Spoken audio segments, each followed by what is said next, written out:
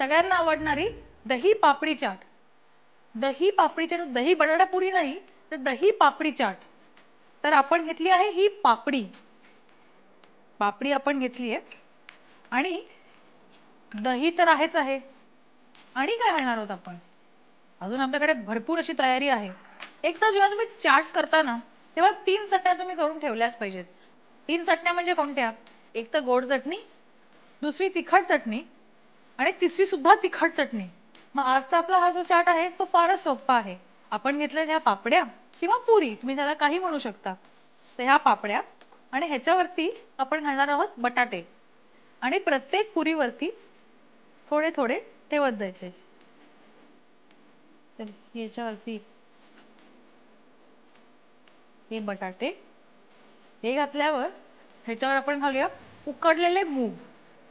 हे देखील आपण प्रत्येक पुरीवरती ठेवणार आहोत.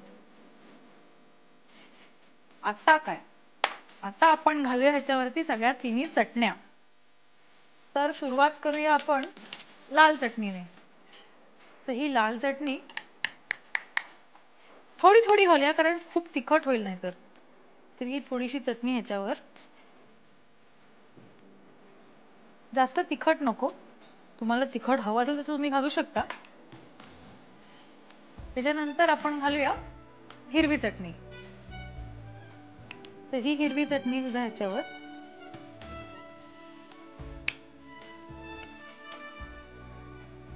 जर तिखट असली तर थोडीशी घातली असती.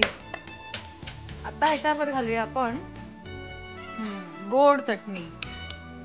ही गोड चटणी तर आजकाल ना बाजारात ना गोड चटणी मिळायला लागली आहे. ही चटणी ह्या पुरीवर आपण घातली आहे. आता वरण आपण ह्याच्यावरती घालायचंय थोडी जिऱ्याची पूड,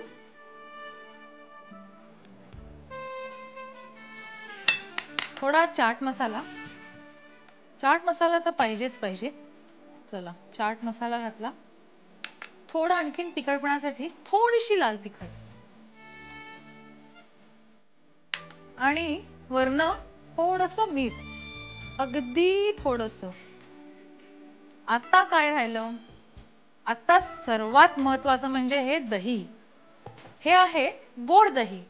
म्हणजे या दह्यात साखर घालून हे मुरत ठेवलं होतं. त्याच्यानंतर हे छानपैकी फेटून